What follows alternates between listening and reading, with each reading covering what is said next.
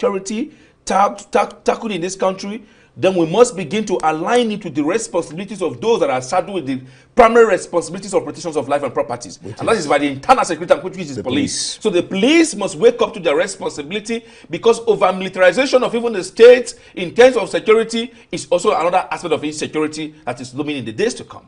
The Benue caucus of the National Assembly has strongly condemned Governor Hyacinth Alia's recent remarks, accusing Abuja-based politicians from the state of sponsoring attacks on their people.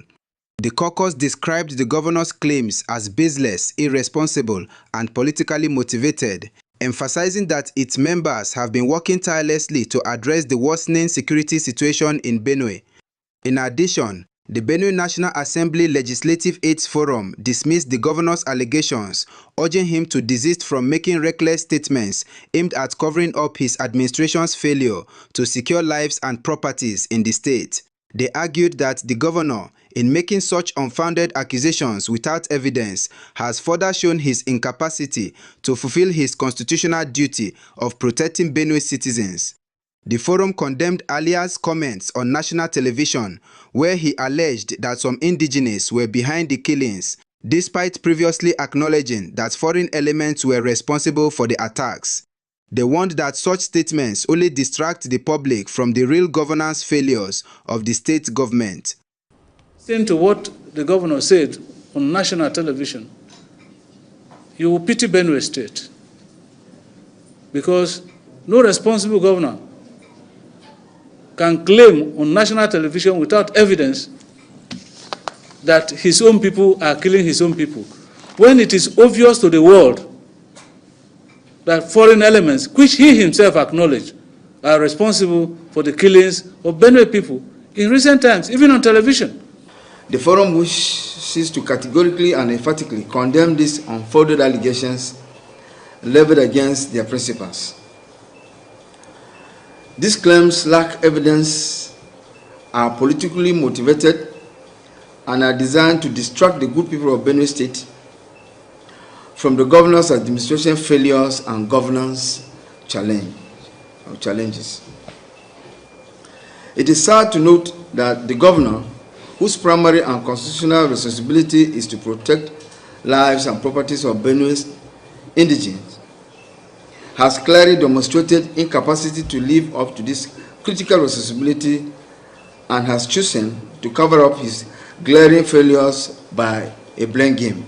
Meanwhile, Abiodun Esiet, Senior Special Assistant to the President on Community Engagement, North Central, expressed deep sadness over the recent massacre of 107 people in the state. Offering condolences to the families of the victims, Esiet assured that the federal government is monitoring the situation closely and expects swift action, including the arrest of perpetrators. She highlighted ongoing peace efforts, including a recently concluded North Central Peace Summit aimed at addressing the root causes of insecurity and gathering feedback from stakeholders. To the families of the deceased people and also the communities and also the state generally, Benue State, for this attack, and also to let them know that we're following the situation and also we're ready to document the experiences and also hear from them actually what happened, because, you know, insecurity or violence is not about, you know, absence of conflict, but, you know, justice also has to be served.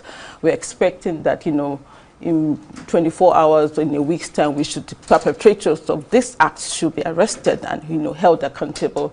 That would, you know, close the gap, you know, in this kind of suffering. You know, it's something that's been going on across the North Central region, and we are really deeply saddened that this is still going on, despite so many interventions from different levels of government in addressing this concern. So I'm really deeply saddened about it. My role is to get the impulses from the community and also feed those impulses about whatever is happening in the community to Mr. President and members of the Federal Executive Council, and we've been doing that. So our office just concluded a North Central Peace Summit that was held about 2 weeks ago, where we invited the CDS, Chief of Defense Staff, to also address members of the stakeholders about the insecurity happenings in the North Central region, what are the root causes, and also to get feedback feedback. So the summit was in two folds: to launch the Presidential Committee Engagement Peace Initiative across the North Central region, and also to get feedback from members of stakeholders across the North Central region on issues affecting insecurity in their region. For that summit, we received over 20 memos and policy papers on issues about insecurity in North Central region, which they wanted me to submit to Mr. President or summarize to Mr. President, which are the deep concerns of the people in the North Central region about the insecurity in the state.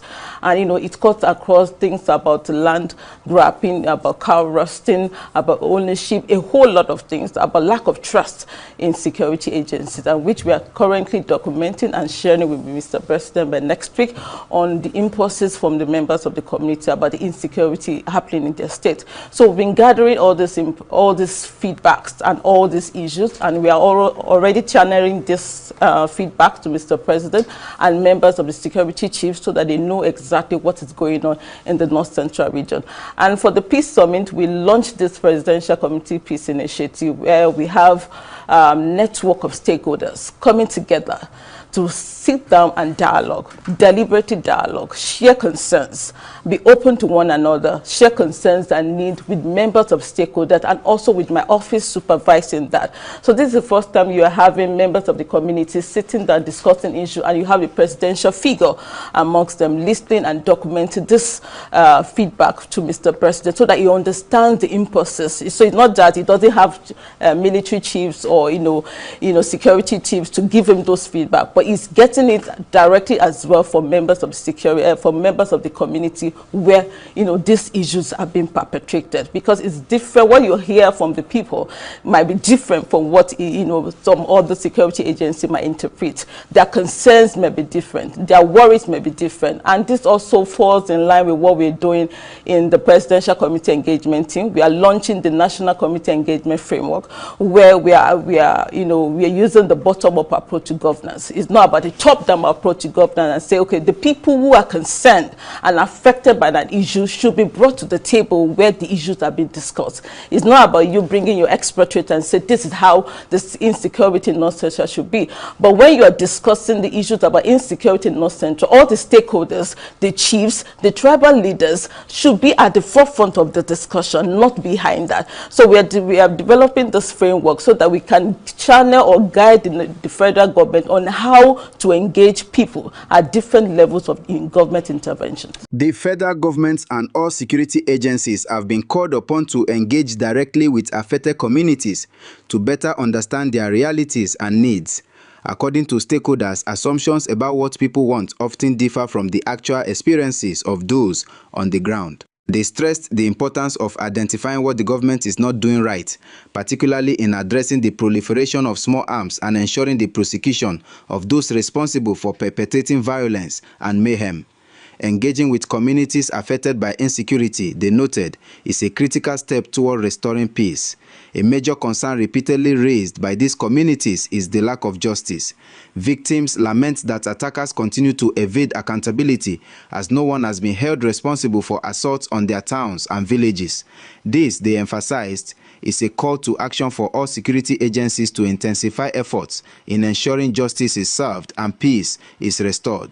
In engaging the community that have been affected by this insecurity, one of the major concerns they've shared with me about is about lack of justice. People have attacked their communities and nobody has been held responsible. So it's a call to action for all the security agencies to help our community to recover from this loss by arresting people that are perpetrating this violence across the different regions. So that's one thing that we're hoping that the different security agencies can help build the trust in government by arresting these people. And when you don't arrest, you leave their wounds open, and they'll say, oh, with the people that killed my father or my mother or my children are still going there doing the same thing. But when justice has been served, preserved, then peace is achievable. So what we're hoping and what I'm appealing to security agencies is for them to really make sure that people who are perpetrating this violence are arrested. And one of the major things I think for North Central region that we may need to invest more is a non-kinetic means of ending this violence. I think from the whole narrative of how the violence in the North Central has been, I think the best approach is the non-kinetic. It's about sitting down. You hear some people saying that, oh, they feel like a second-class citizen in the community, and some other people are saying, no, when did I welcome you to the community? When did I say this was your community? So, when you don't sit people down to share concern, you don't know what is in the mind of another person.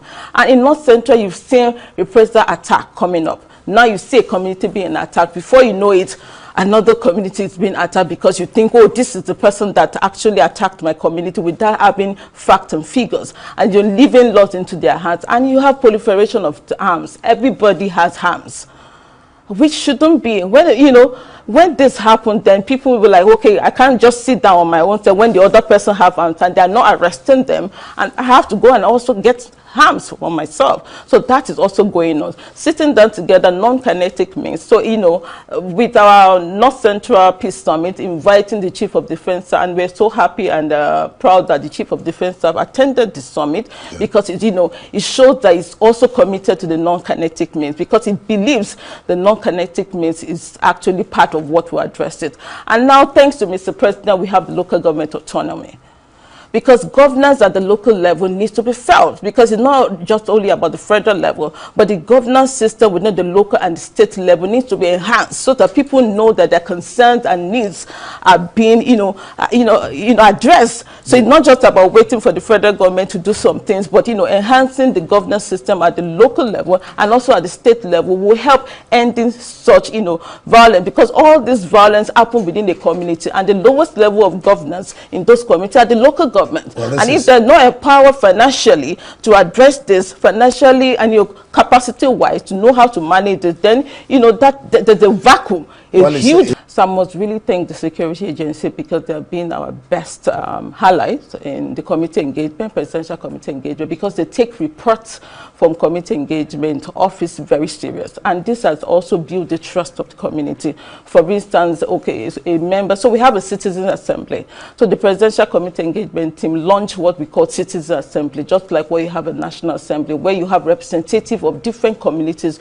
within the North Central region coming together to discuss and report directly to my office what exactly is going on. They don't just report, they report and also state the phone number of their chiefs, the name, the phone number of their stakeholders, so that you can follow up back and verify what they've actually reported. So this has helped to strengthen trust level. It has helped in building community feedback with the presidency and members of Federal Executive Council. And in return, when those issues are addressed, the community people trust the government and say, okay, we believe the community engagement office will address this issue. There are several times, for instance, the Minister of Works actually asked us to give them feedback from the federal roads in our region, which we submitted. We asked the citizens what is the status of the federal road, and we actually submitted that, to the Minister of Works, and he prioritized those things and presented to Federal Executive Council for approval. One of it is the Sham Dam Bridge, a broken dam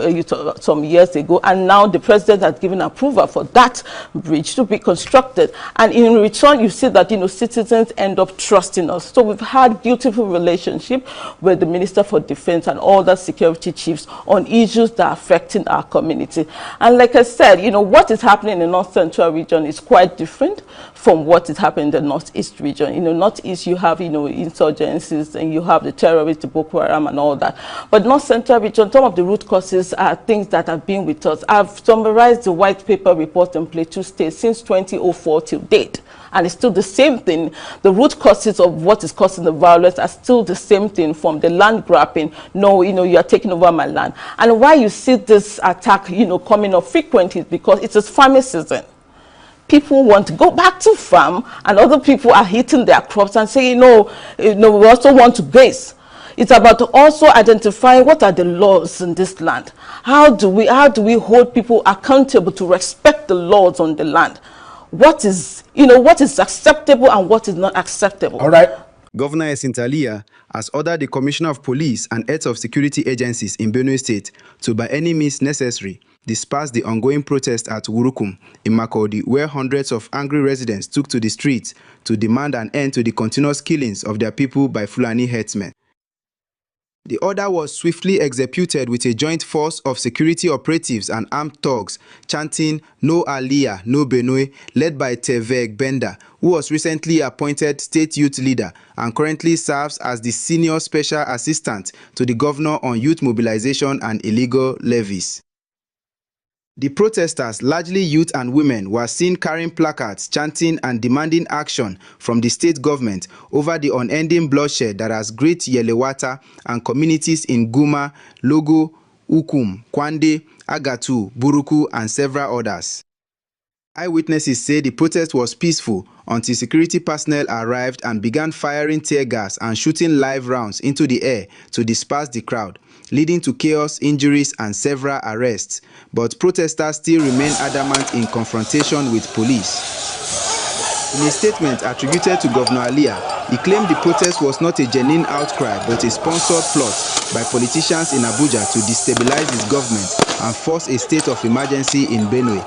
Alia previously accused members of the National Assembly and religious leaders in the state for housing and feeding the attackers. He further stated that the presence of popular social media activist Very Dark Man in the state is part of a larger plan to embarrass him before the president, saying, "I am the governor of Benue State now, and so it shall always be." However, in a leaked phone conversation, one of his top aides, Fidelis Unongo, who serves as special advisor to the governor, expressed frustration at the decision to suppress the protesters, insisting that people should be allowed to vent their genuine anger.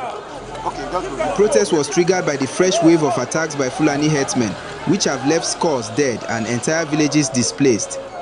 Residents have accused the Alia-led administration of abandoning its responsibility to protect lives and communities. One of the protesters, speaking shortly before he was picked up by plain-clothed operatives, said Benue people must be protected before they get killed even more by the very man they elected to protect them. As of the time of filing this report, Urukum and surrounding areas remain under heavy security presence. The situation is tense and fast developing. Fasting over rising killings. Calls for justice. Following the recent deadly attack on Yelwata community in Guma local government area, Honorable Chief Dr. Philip Agbese, member representing Ado Okpoku Ogbadibo Federal Constituency, has called for a 3-day prayer and fasting session to seek divine intervention over the escalating violence in Benue State. In an emotional statement titled, "Benue Blood Cries Out for Justice," Agbese described the killings as a dark chapter in Nigeria's history, lamenting the repeated attacks on Benue communities by suspected Fulani herdsmen. He expressed solidarity with affected areas, including Otukpo, Agatu, Apa, Gwer East, Gwer West, and Makurdi Federal Constituency, urging residents to unite in prayer. "Our heart is shattered. Our soul is torn apart," Agbese said, quoting Psalm 34:17. "We cry out to God, pleading for an end to this bloodshed. The authorities must act swiftly to bring the perpetrators to justice." The lawmaker warned the attackers of divine retribution, declaring, "The wrath of God shall be upon you." He also appealed to security agencies to intensify efforts in protecting lives and arresting those behind the violence. The prayer and fasting vigil begins immediately, with Agbese calling on all citizens of Benue and Nigeria to participate. "May our collective prayers bring comfort to the bereaved and peace to our land," he concluded. The latest attack in Yelwata has further heightened tensions in Benue, where armed herdsmen clashes with farmers have led to hundreds of deaths and displacements in recent years. This is where we end our report for today. I am Chibueze Odume. Kindly like this video so that YouTube can push the video to go viral, and don't forget to drop your comment below.